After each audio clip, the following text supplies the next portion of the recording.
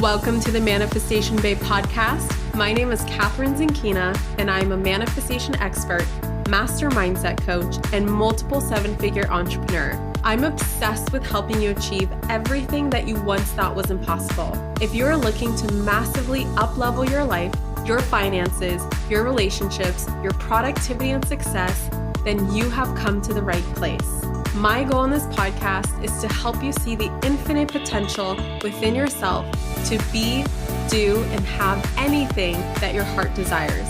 Think of this podcast as your weekly dose of mindset development to help you maximize who you are and where you're going. Leave it to me to provide you with the tools, the resources, the strategies, and teachings that you need to manifest a reality wilder than your wildest dreams. I know we're about to have so much fun together, so thank you so much for pushing play today. And now let's begin. Hello, my beautiful souls, and welcome back to the Manifestation Babe podcast. I am coming back to you with another episode, as promised. In the last one, that was my official return back to the podcast, and I did a fun Q&A. So if you haven't listened to it yet, it's just a overall mishmash of random questions that you asked me on Instagram that I decided to save from the stories, because I normally do story Q&As, bring it to the podcast, and then bring a fun little trend to the podcast that I've never done before. And quite honestly, it's nerve-wracking. Like, just try it sometime, whether you have a following online or not. Like, just text this to, well, maybe, I guess your friends would know you better than this, but just asking people, like, what are their assumptions about you is such a social experiment and such a reflector of, like, what are people's perceptions of you and how do people see you and are they accurate or not? And I was completely blown away by this experiment. I did it for fun, but it ended up being the sweetest thing I've ever done. Your reflections of me and what you said for the majority of you was just so insanely sweet. I mean, you guys said the nicest things about me, and I was like, aw. And at first I wasn't sure. I was like, okay, I don't think there's anything really to respond to here. But then I found some really good ones. And like I said in the last episode, this could be lame and I could totally not do it. But I decided, you know what, these are kind of fun because it's just going to evoke some stories. It's going to evoke some fun. We're just going to chit chat and talk. And so why not do it? And already it's insane. I've had so many podcast ideas flow into me. I mean, this always happens when I genuinely return to something or genuinely choose to do something that I actually want to do. It's like the universe just starts feeding me all of these ideas. And I'm like, whoa, buddy, like I'm about to go on a retreat. I won't be able to record these till next week. It's like insane. I don't have time for this. I'm a mom. I have Orion. He has nap time. We have swim time. I mean, we got all the times. It's toddler time in my household. But this is so exciting because I can just tell there's going to be so much buzz and so much energy around the podcast, and I genuinely missed it. And so I'm excited to be back. Was there anything else that I wanted to update you on? I don't think so. Keep your eyes peeled. In the next episode, I'm going to be giving you some tips and tricks around vision boards that I don't think people normally talk about. It's probably 3 or something.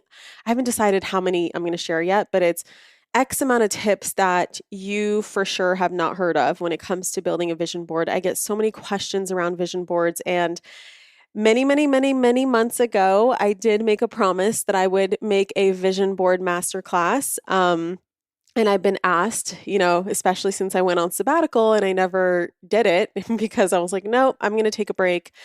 I've had so many people ask me, is it still coming? Is it still coming? And of course I say, as I always say, when I genuinely have the energy for it, I absolutely will do it. I don't do anything half-ass. I don't do anything just because it makes money. I don't do any of that shit where I'm like, oh, I can just put this and this and this and this up just for the hell of it, just because it's going to make me money.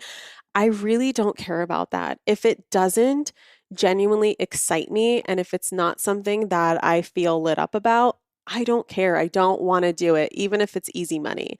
of course I can pull a vision board training out of my butt. Like this is so natural to me. I make vision boards all the time. I know so much about them. I figured out so many ways to help people create vision boards that actually have nothing to do with vision, because not everyone is visual, and that's not something that everyone talks about too.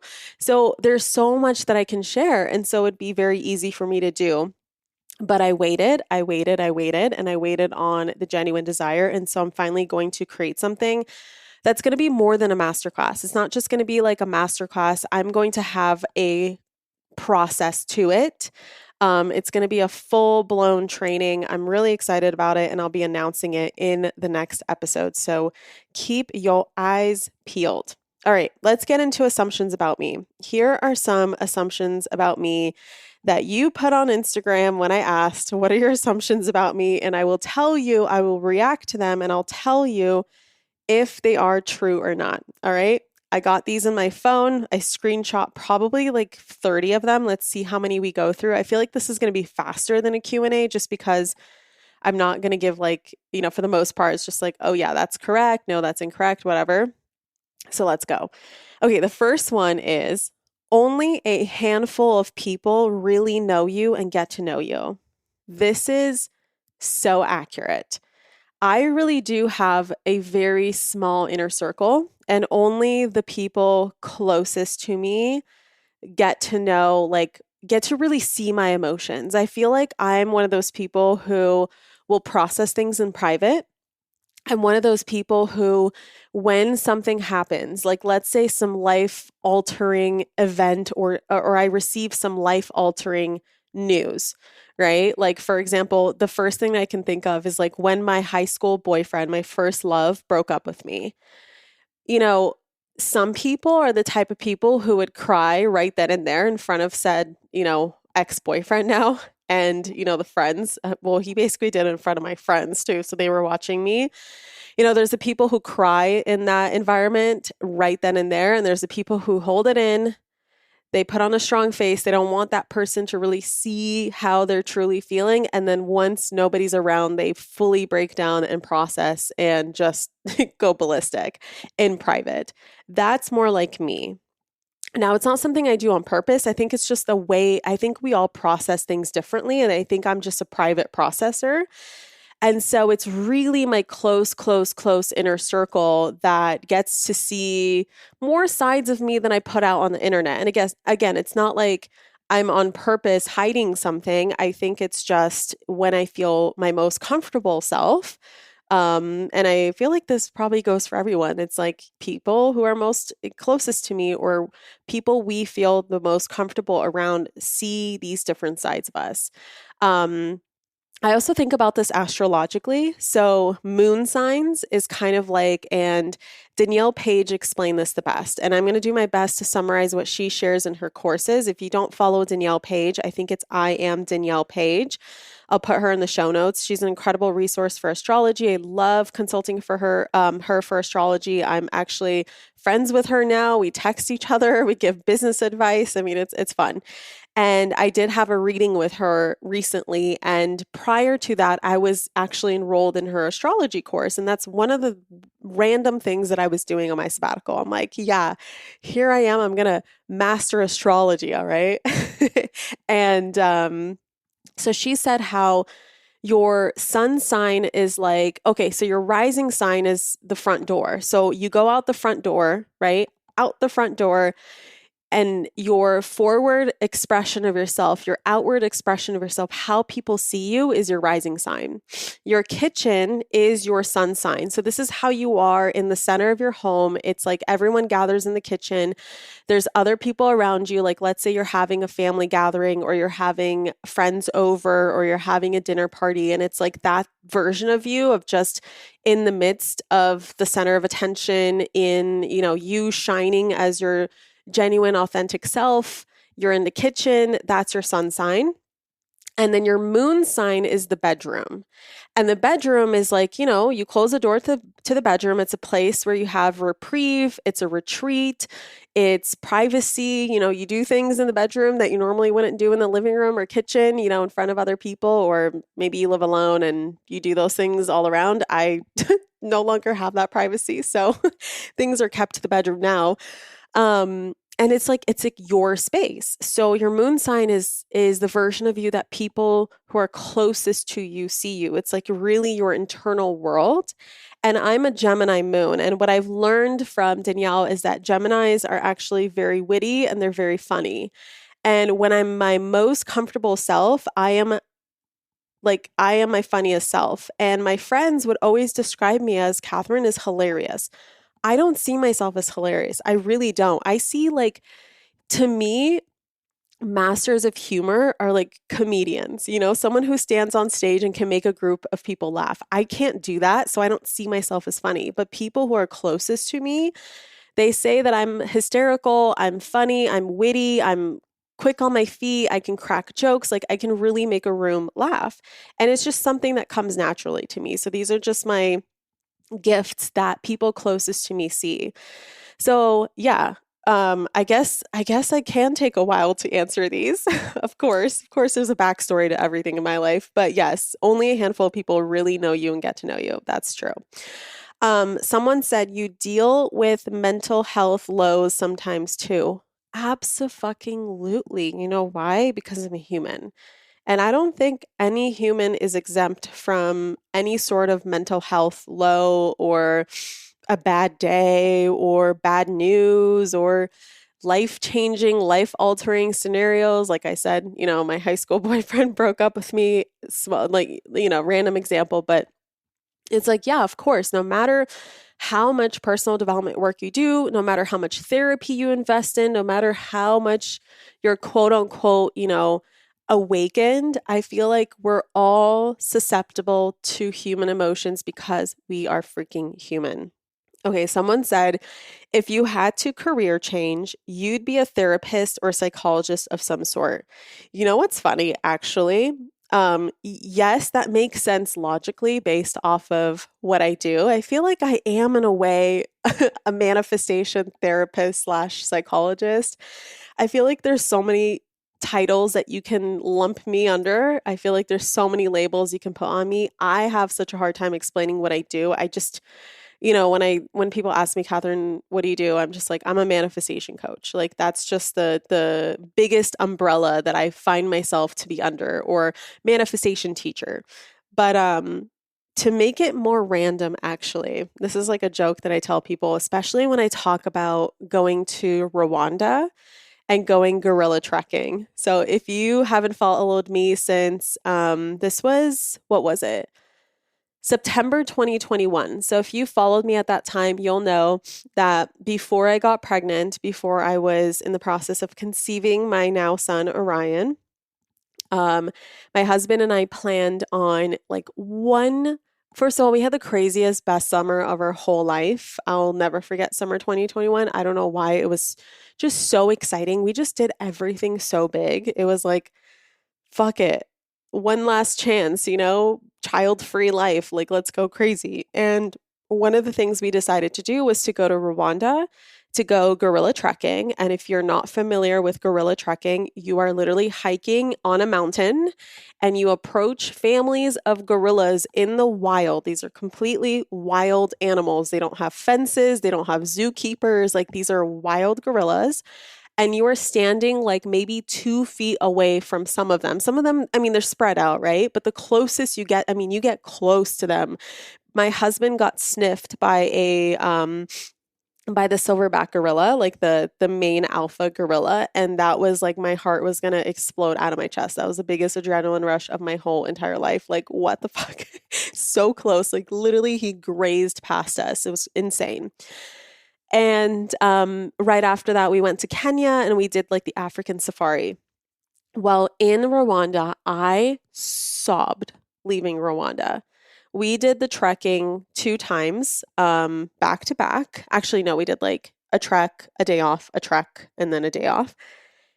I'm not kidding when I say if I had nothing better going on at home, I had no other dreams, no other goals, I had no plans to have kids, I wasn't married, and I went to go do that experience, I probably would become, what's her name?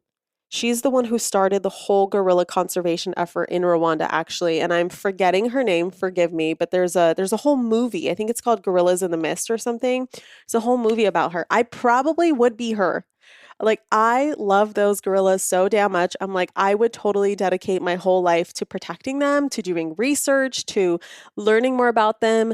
Um, Being a part of the conservation efforts. Like, this is my jam.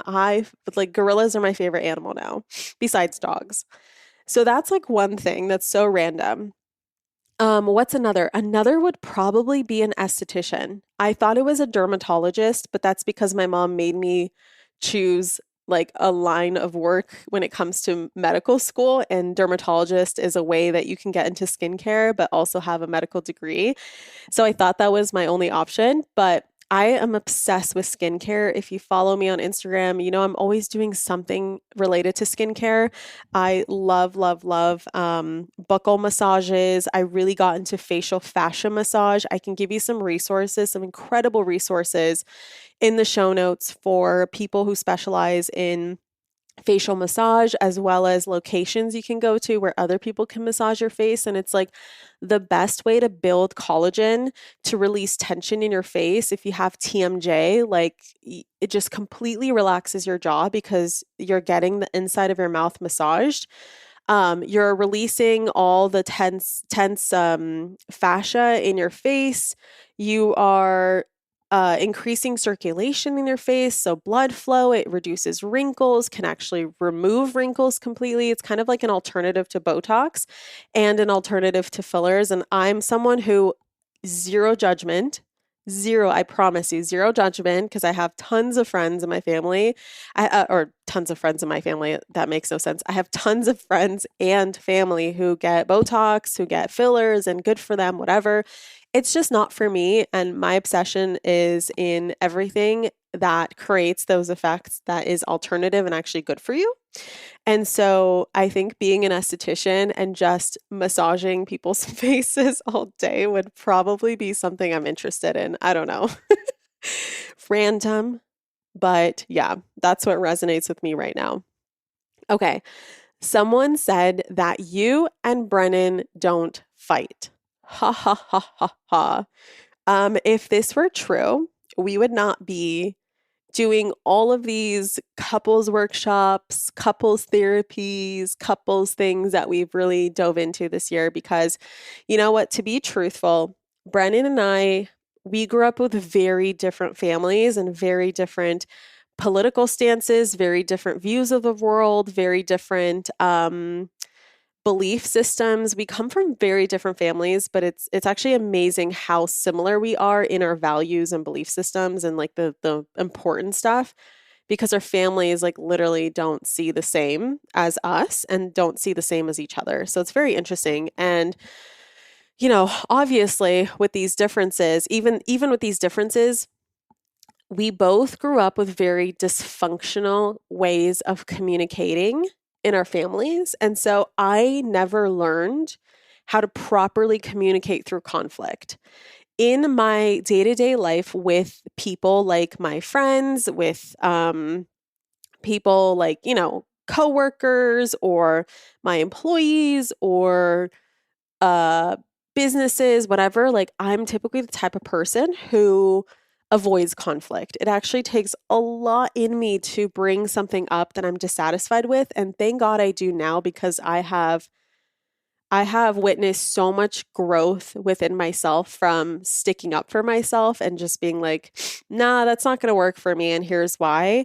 And I really got this from pregnancy. It's as soon as I got pregnant, it's like the mama instincts are like, nope, not standing for that bullshit, right? But generally speaking, I avoid conflict. And in my actual relationship, typically in the past, I would be the type of person who would fucking blow up. It's either blow up or stonewall. And stonewall just kind of means emotionally shut down. It's a terminology that the Gottman Institute uses a lot of, like, they have the four predeterminants, I think that's the word, of, what is the most likely behavior to lead to divorce. And one of them is stonewalling. And so I used to be the number one stonewaller on this planet, the number one blow upper. I mean, I used to say really cruel things and yell and just, I was nasty. And it's because I modeled that from my family. That's what I modeled from my family. And for Brennan, it was a whole slew of other things, but also equally as dysfunctional. And I am so proud of Brennan and I and the work that we've done this year. I can't tell you how much, like, it's not that we don't have conflict, because I think all healthy relationships have conflicts. I think conflict is normal. And all the relationship experts that I've talked to this year, like, yes, it's completely normal. Don't think that just because you have conflict, you're in the wrong relationship. Absolutely not. It's how effectively you move through conflict. Do you make it a big deal, or do you actually regulate your nervous system before you sit down and have a conversation about the conflict? And we move through things so quickly now. Before, Brendan and I can have an argument that lasts 3 days. I'm not joking. And that was modeled from my parents. Literally, I watched my mom, the way she would have conflict with me. She would just avoid me. Like, my mom would give me the silent treatment for a week, 2 weeks at a time. The longest has been a month. As a child, it's really traumatic. So I had to undo a lot of that trauma. And so I could definitely do that. But if we're, sometimes we'll just be in a zone of like, just we can't figure it out for like days and days on end. And now it's like 5 minutes, max an hour, which is such an accomplishment. And I am by no means a relationship expert. As you know, I've shared before on the podcast, this is the one area of my life that when people would ask me about and be like, Catherine, make relationship content, I would be like, no, my relationship's a mess, or at least I perceive it to be a mess. I'm sure it's pretty normal, but I perceive it to be a mess. There's no fucking way. I know this is an area that there's a lot of undoing, a lot of healing to be done. There's a lot of programs to be changed and rewired. There's a lot of pattern interrupts to be had. And this year has been so fucking rewarding because this is the realm that we dove into. And so even now, do we fight? Absolutely. Of course we do. We work together. We have a business together. We have a baby together. We have a marriage together. Like, we are in each other's faces 24/7. Of course, we're going to irritate the shit out of each other at some point.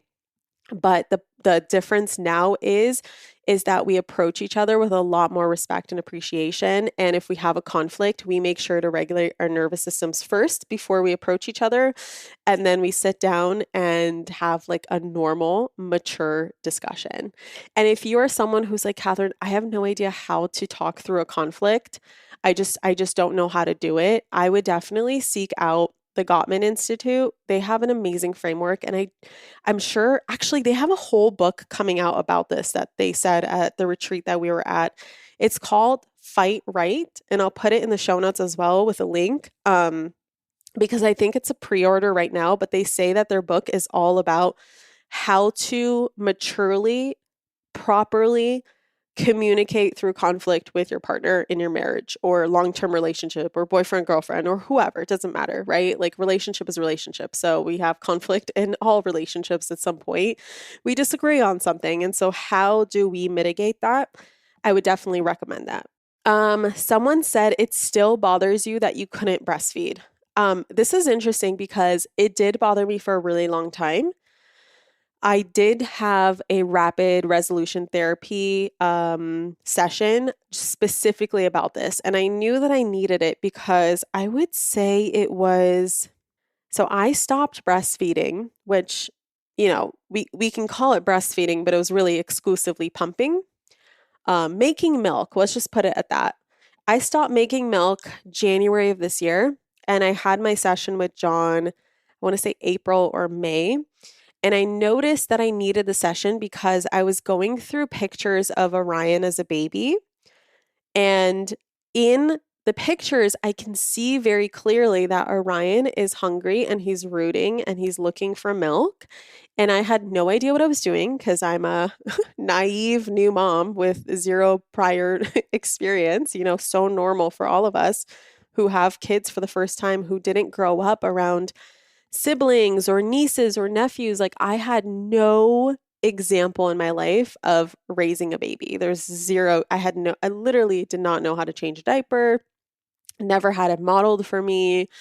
I didn't know anything. And my grandma couldn't breastfeed. My mom couldn't really breastfeed. And so I had no great examples of any of this. And so now I feel like I know so much. I'm so excited to have baby number two, not because I have expectations of what needs to happen. And if it doesn't, I'll be upset or something like that. It's just that I can mitigate a lot of anxiety around breastfeeding. I can understand that if my baby doesn't latch, it's not the end of the world. If I don't make enough milk, like I have access to donors. I know how to find donors. I know how to look for donors. I have an amazing community of moms that are now close friends with me that are, if we have babies at the same time, all of them were oversuppliers with their first. So typically speaking, they're going to be oversuppliers with their second. So I can always ask them like, hey, if you happen to have extra milk with your next baby, we have babies at the same time. I would love to set up a donation process with you or whatever. Like I have so much more understanding of like what to do when shit goes wrong. And that's not to say that maybe new shit won't go wrong, but you know what I mean. It's just a different vibe. But yeah, when I was looking at those pictures of Orion, it really triggered me. It triggered me so much. I started sobbing. It was like the whole thing all over again. So I had a session, cleared that, don't feel that anymore, and it doesn't bother me at all. Now, do I look back? And that's to say, like, it emotionally doesn't bother me, but do I ever look back and be like, oh man, that would have been nice? Of course, of course I have those thoughts. But it's not something that takes over my whole day like it used to. Okay, someone said you're a very patient person. It depends. I can be extremely impatient. But I will say that my friends, when they describe me, they all describe me as really chill and really laid back, which is interesting because I always wasn't like this. I feel like with a lot of nervous system regulation work, I've really relaxed. I've become a much more chill person. I've become more patient, but it was very much something that I had to learn over time. You don't get triggered or have doubts about your future. Of course, I do. I feel like this is so human. And I think that the reason why I can speak so much on these topics is because at some point in time, this was a big issue for me or a struggle or something that I still deal with from time to time myself. Someone said you're going to keep up leveling until you're a multiple billionaire. Yeah, probably. I mean, yes. Someone said when you're lazy, you're lazy. When you're productive AF. Yes. And I find that this is something that human design really helped me with, which by the way, I know I shared in the last episode, but if you love human design, I got an amazing thing that you can buy yourself, but also gift this holiday season to give everyone in your life the gift of knowing their human design. I feel like it changes everything. It gives you so much clarity about who you are, how you operate, so that you don't waste energy, you don't leak energy, you don't strive, you don't just exert so much hustle for no reason because you know how you are meant to operate and how you're meant to be most successful. I feel like human design is an amazing hack into understanding this is how God designed me and this is how I'm meant to be most successful. And if I try to be anyone else but myself, I go against my contract, my sacred soul contract, and I cut myself off from all of the blessings that were innately designed for me. So with human design, I'm a generator. And so with generators, it's like I only go after the things that light me up. And if it doesn't light me up, like you said here, when you're lazy, you're lazy. Yeah, I'm just going to sit around and not do anything because I don't have any genuine energy to start something or to do something or to continue something. I just know it's not the time. And when I continue to do something when it's not the proper time to do it, or I don't have this innate drive to do it, it's going to take me 100 times longer than if, let's say, today's just not my day. I take a day off. I come back to it tomorrow, or, whenever the energy genuinely comes, it probably will come back like tomorrow or the next day or the next week, and then I will accomplish weeks worth of work in a single day. Because when you have the energy for something, you have the energy for something. So yes, when you're productive AF. That's very accurate. Okay, someone said you don't like your food to touch. This is funny because I'm actually not like this, but I didn't know, this is going to sound so bad. I didn't know that my husband didn't like his food to touch until we were together for 7 freaking years. I just didn't notice. So actually Brennan doesn't like his food to touch, and it's kind of weird. It's not like all food can't touch each other. For him, it's very particular, and maybe someone out there can totally relate to this. It's like food that's not supposed to be touching because it doesn't make sense. Like, for example, if he's eating Indian food or Thai food and there's curry, of course the rice and the curry can touch. But if you put salad on the same plate as the curry, that's a big fuck no. Or if you put dessert on the same plate as like dinner, that's a big fuck no. Like that triggers him and he just can't handle it.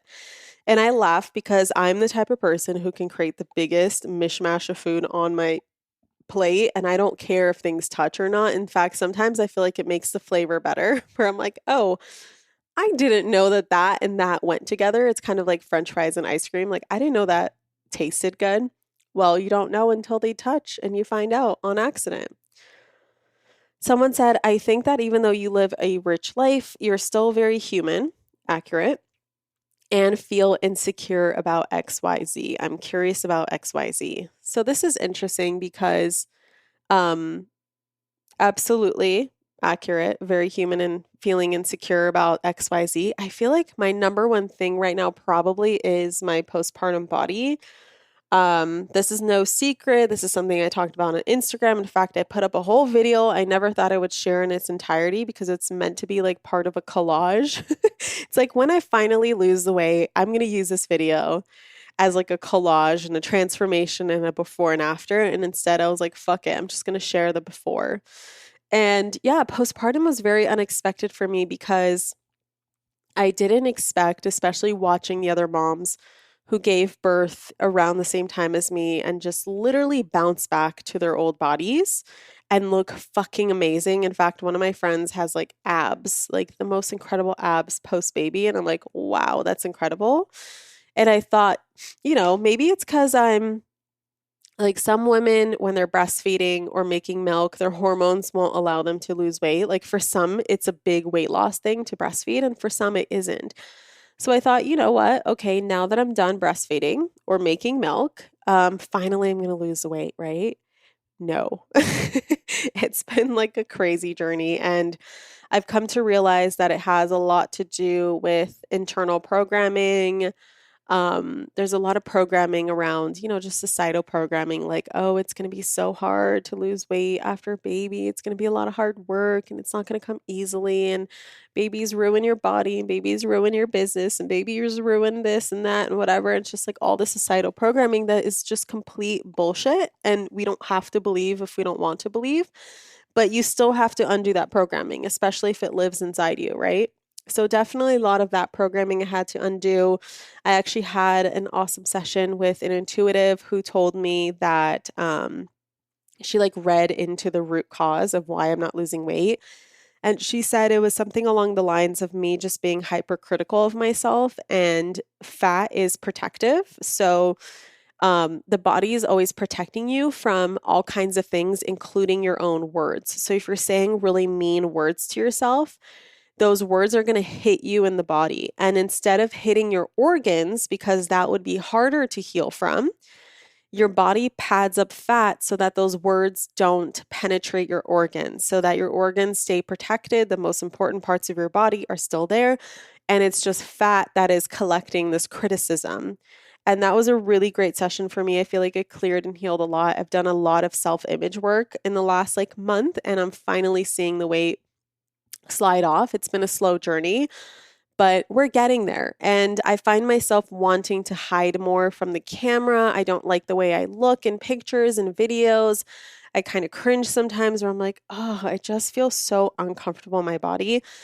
But I know that's going to change. I know it's going to change. I have access to really amazing tools, amazing experts. Like I know what to do. And I think it's just a matter of time now.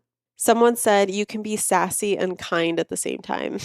Yes, my husband would probably totally agree with sassy. But yeah, I do have a little sass in me sometimes. But I am also very kind. And that is one descriptor that recently I asked my friends who know me the best, like, what are 5 to 10 words you would use to describe me? And most of them said kind at some point, which I thought was very sweet. Someone said, you stopped believing in God. This is actually false. I do believe in God. In fact, I pray to God. I address God. I thank God.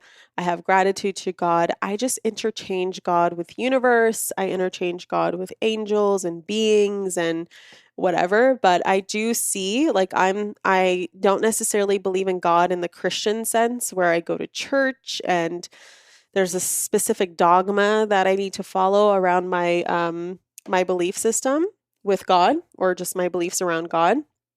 Instead, it's more so like I believe in a divine creator. I believe in a supreme creator. I believe in infinite intelligence. I believe in like a central point where we all stem from. I believe that we are all divinity. Divinity is all within us. We are expressions of God. We are expressions of divinity. We're children of God. So I guess it's a little more new agey, right, in my belief system around God, but I definitely do believe in God. I used to identify as Christian. I don't anymore. I don't even know what I would call myself. I have no labels. Okay. Let's just put it that way. This is interesting. A lot of you said the same thing over and over and over again, which really surprised me. I would say like 30, I'm not even joking, 30% of the responses were something along the lines of, for example, this person said, you have always been confident, or you have always been a confident, badass woman. And a lot of people reflected this, like, you've always had confidence, you're naturally confident. And I cannot tell you how far from the fucking truth this is. So I've been watching a show lately that I love. It's the 4th season now. I think it's the final season. It's called Sex Education on Netflix.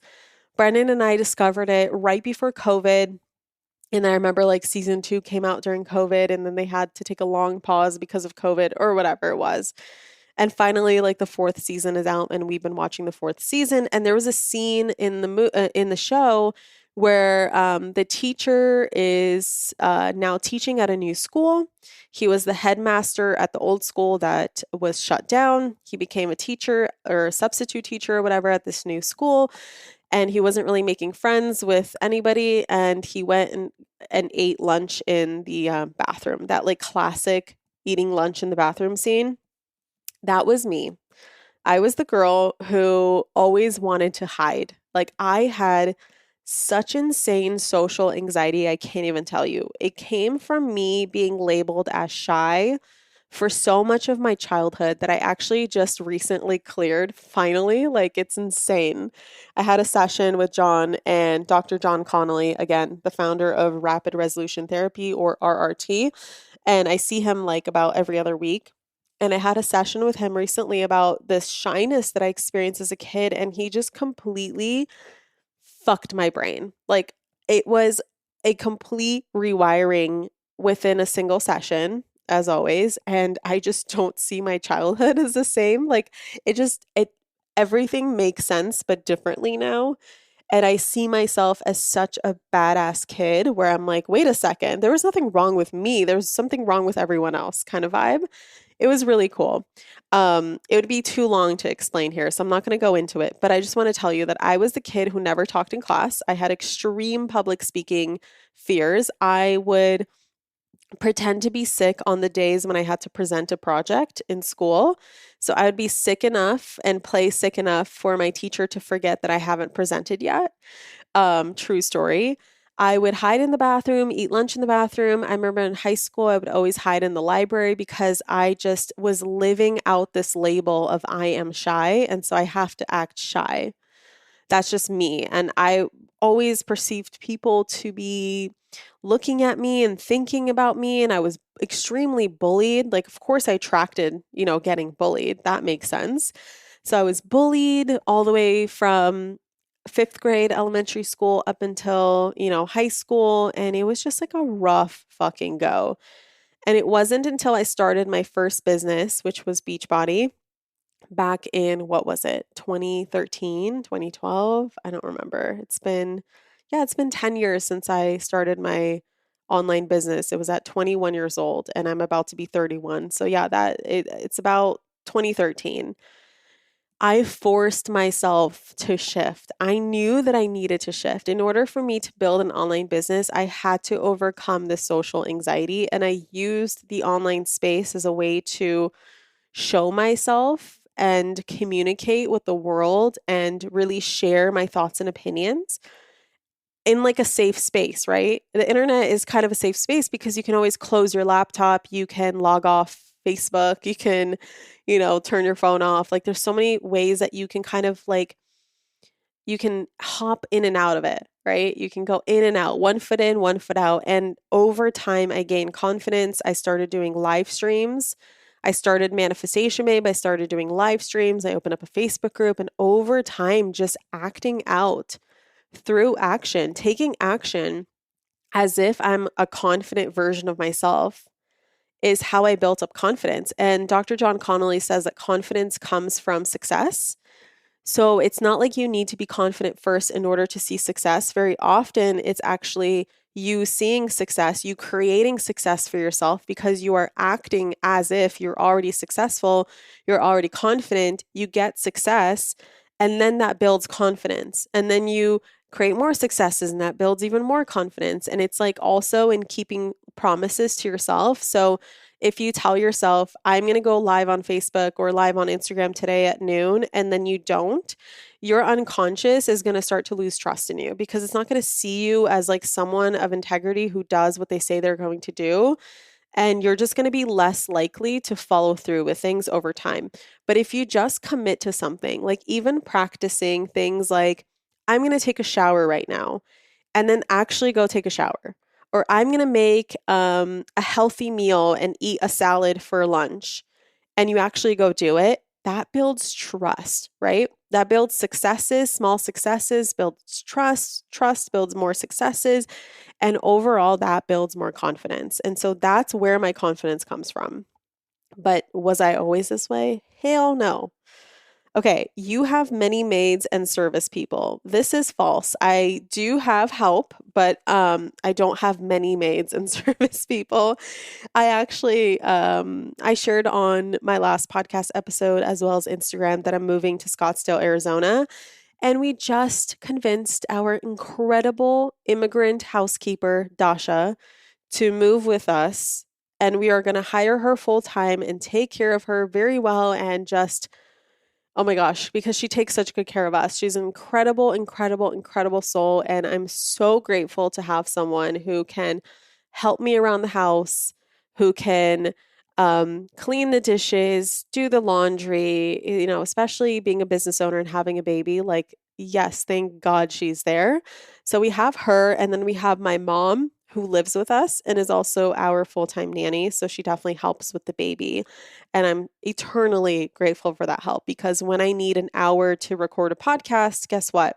She can watch the baby. Or when I need to, or when I want to, I guess it's not really a need, when I want to go get a facial like I did 2 hours ago today, I have someone to watch him. So it's a huge, huge blessing and I'm eternally grateful for it. Someone said you're one of those super confident extroverts who claims they're an introvert. I will tell you I'm an introvert through and through. Yes, I have more confidence than I've ever had before in my life. Yes, I do love social interactions. Yes, I can talk your ear off, especially in a podcast. But when it comes down to it, please leave me the fuck alone in my bedroom with my laptop. Don't shut the door, or no, bring me food, shut the door, and just let me decompress and just be without people. And I can do this for days and days and days on end. Like I could literally be alone for days on end and love it. And then there comes a time where I'm like, fuck this. I'm so bored. Where are the people? And I really do love hanging out with my friends. I love hanging out with, just people that I'm close to. I have so much fun, but then eventually I do get very sucked dry from just too much social stimulation, and then I go and hide in my little cave. So definitely an introvert. I would call myself an extroverted introvert, but energetically, I'm for sure an introvert. This is a good one, and I can't think of anything on the spot. I think I screenshot it because I made a mental note for myself that I would think of something. But like when you're close with your own self and you don't know what's weird or what's normal, like maybe you had a lot of childhood trauma and you grew up with it, and to you it was very normal until you realize one day it's not normal. And I'm pretty traumatized from my childhood. But like until you got to that point, you're like, yeah, mom yelling at me and threatening my dad with a knife, and that's normal. Not, right? But you don't know any different. And so sometimes I don't really know. Like when people ask, Catherine, what are your fun facts about you? I'm like, I don't know what's considered fun. It's just normal to me. So someone said you have weird pet peeves. I absolutely do. I just can't think of them on the spot. Sorry. Maybe I'll come back to this one. Someone said you have ADHD, but don't want to be labeled / put in a box / claim it or talk about it publicly. Just want to be you. It's really interesting because I never identified as ADHD until people started talking about it on the internet. And I actually have close friends who are like 100% clinically ADHD. And it wasn't until they would describe themselves to me or I would watch them operate in the world where I would all of a sudden go, hmm, that feels a lot like me. Like maybe I am ADHD. I don't know. I don't have like an official diagnosis. Even if I did, I wouldn't let it limit me because I think people who have ADHD are the most creative, efficient, incredible souls. And they're just amazing. They have such an incredible motor. I know my husband actually has had a diagnosis of ADHD, and that mofo is just an ideas machine, so creative, so vibrant, so energetic, so like a powerful battery to be around. So even if I did have an official diagnosis, I don't see diagnoses as like truth. I just see it as maybe I could use this to learn more about me. Like maybe someone labeled me as something, and I'm not going to use this in the sense of like, I'm not going to let this deter me from, being the best version of me, or I'm not going to let this mean anything about me. But that is interesting. My brain works differently than normal people, or my brain works differently than this category of people. I want to figure out how my brain works so that I can really hack it and I can really use it to help me and use it to get me to where I need to go. And so then, of course, these things are useful. But yeah, I don't know. Probably I am ADHD. I have no idea. You are not American. This is true. I am proudly Russian Ukrainian. I have Russian from my mom's side, Ukrainian from my dad's side. And yes, it is really strange at this day and age to be both Russian and Ukrainian, especially since both sides are at war with each other. So it has caused some interesting conflicts in my family. And do you think my family is good at conflict? No, that's where all the crap, everything that's crap, I learned from them. That's going to sound like I hate my family. I really don't. I love my family, but I'm very good at discerning between what habits do I want to carry on in my life and what do I want to get rid of. Okay, let me see if I have, okay, this is getting kind of long, I feel like, but I wish you could answer me. Like, shall we continue or shall we stop? Let me just see if I can go through the rest of these super quickly. That you're surrounded by a great support group. I am. I built an incredible support group over the last few years, and I love my people. Someone said you have free family daycare. So I wouldn't call it free. I definitely pay a salary for my nanny, aka my mom. My mom's my employee, but yeah, it is family. That part's true. You're very generous to those around you, family and employees. This is accurate, and I'm damn proud of it, and I'm not afraid to admit it. I take really good care of my team. I take really good care of my family. I take really good care of my employees, my household employees, my family. I mean, everybody. I am loyal through and through. I'm incredibly loyal. I'm incredibly giving. I have a lot of Libra energy, and Libras are very loyal. So, yes, truth. You don't rely on signs from the universe, you just go after it. This is interesting. And you know what? This is true.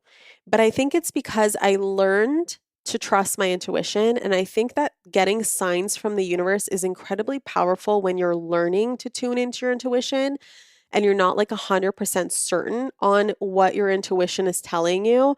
And then having the universe kind of wink at you or give you a sign like 333, 444, 111, 1111. One of my signs is a white owl. I've seen white owls like crazy the last 2 weeks, which has been kind of fun.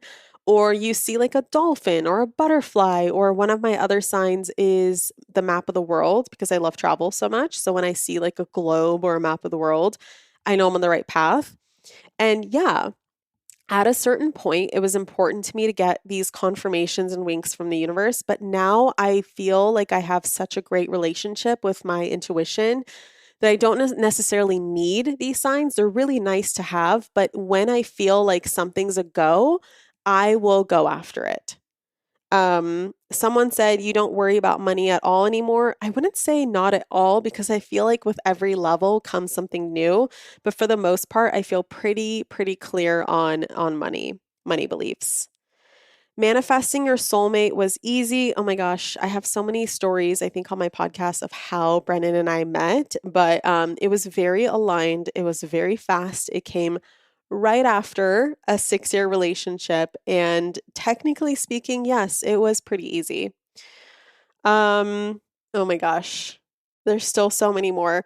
Someone says you're a psychic medium. Yeah, this is something that I've discovered about myself in the last few years, and this is a skill set that I'm currently working on. But yes, I would say I am a psychic medium. And I have some interesting stories about that. Someone said you wear the pants in your marriage with Brennan. This is funny because maybe I used to, but recently I read a book called The Surrendered Wife, and I highly recommend reading it. It definitely threatens a bit the traditional values of feminism, I think. Like if you, I don't know, like if you are hardcore feminist, women wear the pants kind of thing probably will trigger you. But I find that my feminism really extends to like society and women and men being equal in like their value, in their opinions, in their thoughts, in the value that they offer to the world, in their just like the world at large. But I think in a something that I've learned in my marriage, it's actually a lot more helpful for us to embody more of the traditional gender roles.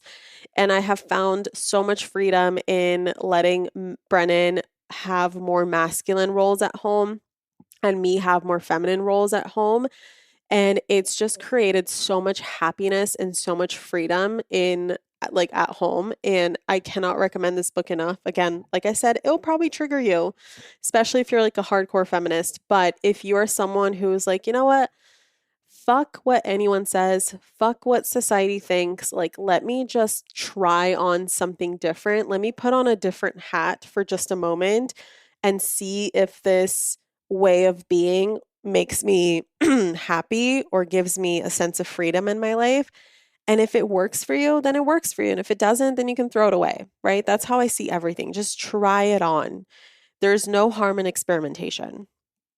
But yeah, I would say we're more like equals now. Um, and in many areas, Brennan does wear the pants, and in many areas, I do. We have our areas. And it's not like one person has all the say and the other person has no say. It definitely doesn't work that way. I would never let it be that way. But yeah, let's see. Someone said you have a million ideas almost 24/7. This is very accurate. It's like madness. And people always ask, like, if you have a million ideas, how do you prioritize them? How do you know which one is the right idea? And I think that ideas, there's ideas that are one night stands, and there's ideas that are more so for a long-term relationship. And I think it's the ideas that are like long-term relationships or marriages that are the ones that are going to give you the most fulfillment and most sustainability to act upon. And there's ideas that are like one night stands where they sound really good today, but then you kind of forget about them tomorrow. But if you acted on them today and then you were already like done with them tomorrow, you would have wasted your time and energy, right? So I'm kind of the person of writing down my ideas and just getting them out in front of me and just kind of sitting on them for a second and just seeing, like, is this a one night stand? Or is this something that is still communicating with me and still exciting me past the 1, 2, 3 night stand, right? Is this something that keeps following me around? When I tune into it, does it feel good to have done? And when I tune into it a year from now, 2 years from now, 3 years from now, is this still a good idea?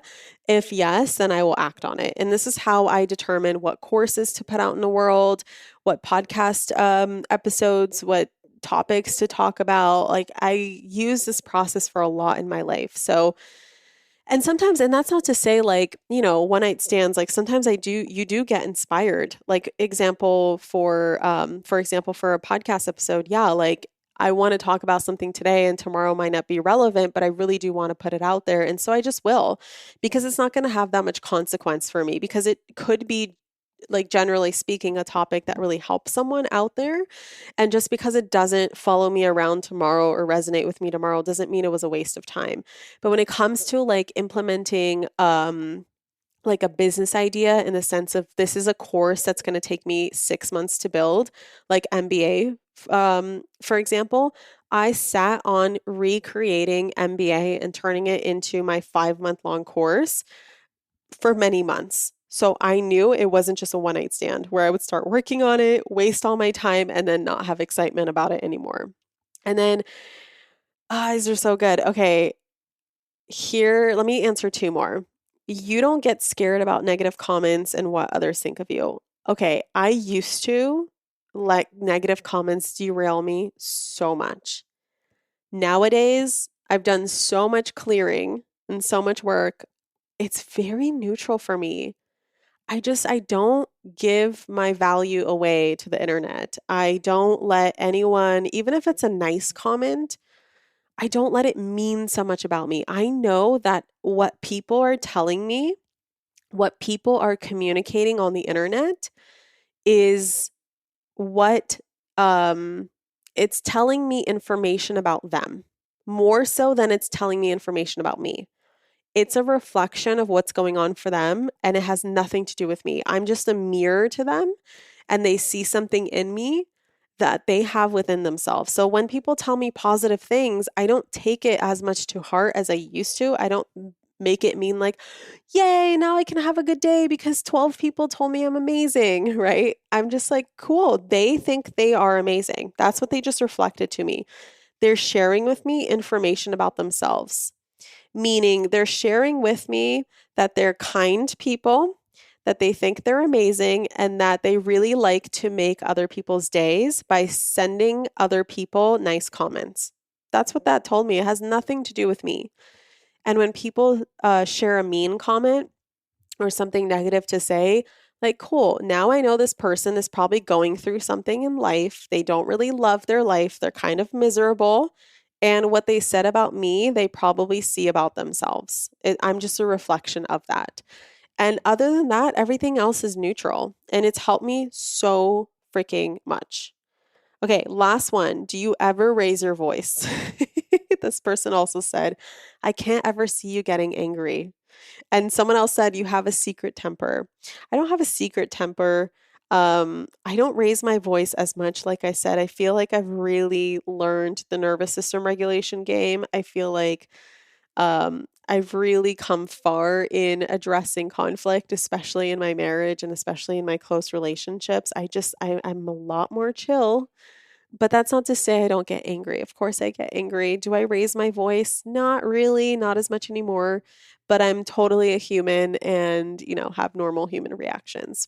So that is that. I'm going to leave it at that. I feel like I've gone through as many as I possibly could. Maybe I skipped like one or two just for the sake of time. And also, I just heard my husband bring home our son from swim lessons. So I'm going to go ahead and hang out with them. I hope you enjoyed this episode. I hope you've been having fun with me the last 2 episodes of the podcast. Like I said, there's a fun vision board podcast coming soon.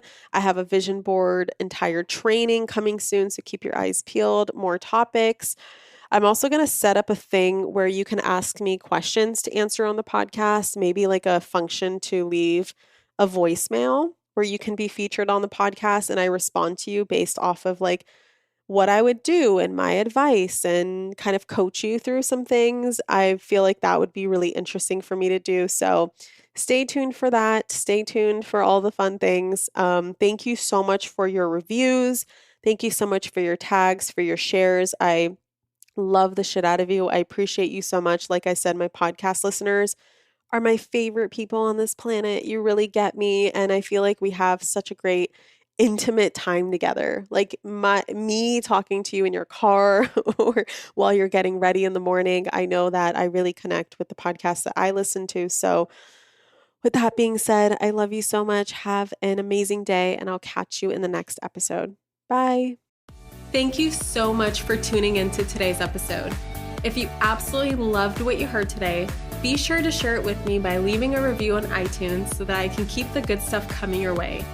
If you aren't already following me on social media, come soak up the extra inspiration on Instagram by following @ManifestationBabe or visiting my website at manifestationbabe.com. I love and adore you so much and can't wait to connect with you in the next episode. In the meantime, go out there and manifest some magic.